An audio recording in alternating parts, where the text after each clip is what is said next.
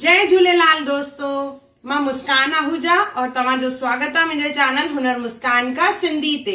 इहो उहो चैनल आहे जिन ते तव्हांखे सिंधी रेसिपीज़ मिलंदियूं, उनखां सवाइ सिंधी ट्रेडिशन, सिंधी कल्चर हुजे, असांजी रीति रस्मूं हुजनि, हिकु हिकु वीडियो मां पंहिंजे चैनल ते अपलोड कंदी आहियां। ॾिण वार हुजनि, ॾिण वारनि ते कहिड़ो खाधो ठहंदो आहे, हिकु हिकु मुंहिंजे चैनल ते आहे, त ज़रूरु चेक कजो।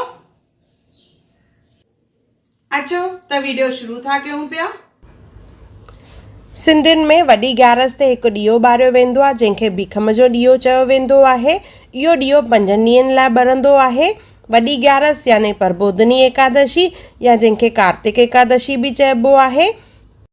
चयो वेंदो आहे महाभारत जी लड़ाईअ में जेॾी महिल भीष्म पितामह खे तीर लॻा हुआ और उहे 5 ॾींहंनि जे लाइ सेजा ते लेटियल हुआ, उन ॾींहुं कार्तिक शुक्ल पक्ष यानी हर प्रबोधनी एकादशी हुई। इन करे इनखे भीखमनि जो ॾीओ चयो वेंदो आहे, जेको दरबार में ॿारियो वेंदो आहे और इहो 5 ॾींहंनि लाइ ॿारियो वेंदो आहे। 5 ॾींहंनि में पहिरियों ॾींहुं जेको हूंदो आहे राज धर्म जे लाइ हूंदो आहे, ॿियों ॾींहुं मोक्ष लाइ, टियों ॾींहुं नारी धर्म लाइ, चौथों ॾींहुं पुरुष धर्म लाइ ऐं 5हों ॾींहुं वरुण धर्म लाइ हूंदो आहे। इन करे इनखे भीष्म पंचक बि करे चइबो आहे।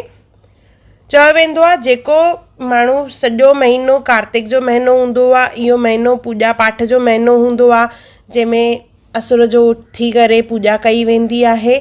अगरि सॼो महीनो केरु पूॼा नथो करे, ख़ाली 5 ॾींहं इहो ॾीओ ॿारे थो पियो ऐं पूॼा करे थो, त उनखे सॼे महीने जो फल मिले थो पियो।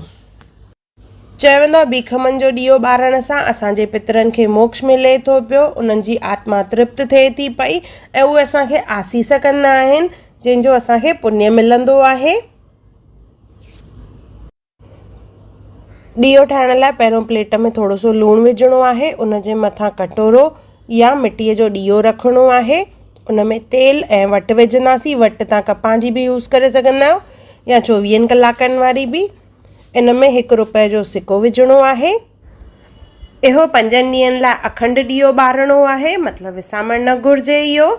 त हाणे जोत ॿारींदासीं। ॾीओ ॿारण खां पोइ संकल्प खणंदासीं, त उन लाइ हथ में पाणी खणणो आहे।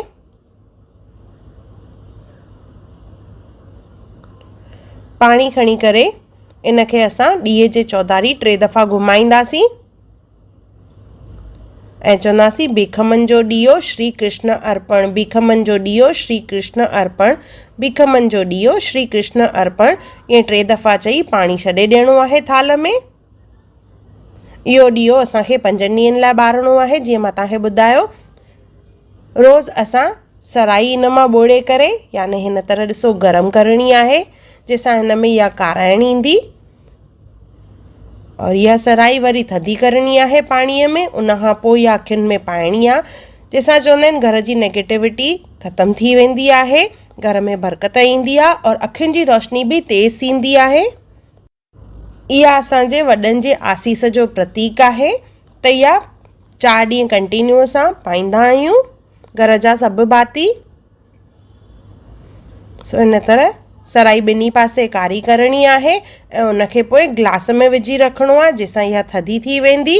उनखां पोइ असांखे इहा अखियुनि में पाइणी आहे।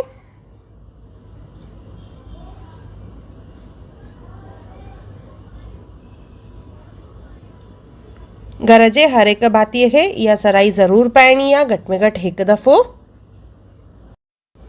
5 ॾींहंनि लाइ इहो ॾीओ ॿारिणो आहे। त एकादशीअ खां पूर्णिमा ताईं इहो ॾीओ ॿारिणो आहे। पूर्णिमा जे ॿिए ॾींहं ते इन ॾीए जो मोकिलाउ थींदो आहे, जंहिंमें वापसि हथ में जल खणी करे चवणो आहे भीखमनि जो ॾीओ मोकिलाओ श्री कृष्ण अर्पण। ईअं 3 दफ़ा चवणो आहे और पाणी पोइ थाल में वापसि छॾिणो आहे इन में। उनखां पोइ ॾीए जो विसर्जन कबो आहे। कुझु माण्हू उनखे ॿरण ॾींदा आहिनि, जेसिताईं उहो ॿरे विसामे तेसिताईं ॿरंदो आहे, ऐं कुझु वरी इनखे दरिया परवान कंदा आहिनि और इहो ॾीओ दरबार में ई ॿारियो वेंदो आहे। आयो लाल सभई चओ झूलेलाल, बेड़ा ही पार सदाई शाहूकार। अगर तव्हांखे मुंहिंजे चैनल ते रेसिपी या वीडियो पसंद आयो हुजे त उनखे ज़रूर लाइक कजो, शेयर कजो और सब्सक्राइब कजो और मुंहिंजी नई ईंदड़ वीडियोस खे ॾिसण जे लाइ बेल आइकॉन ज़रूर क्लिक कजो। मूंखे इंस्टाग्राम और फेसबुक ते भी ज़रूर फॉलो कजो। और मुंहिंजे सफ़र में मुंहिंजो साथ ॾियण लाइ धन्यवाद। जय झूलेलाल।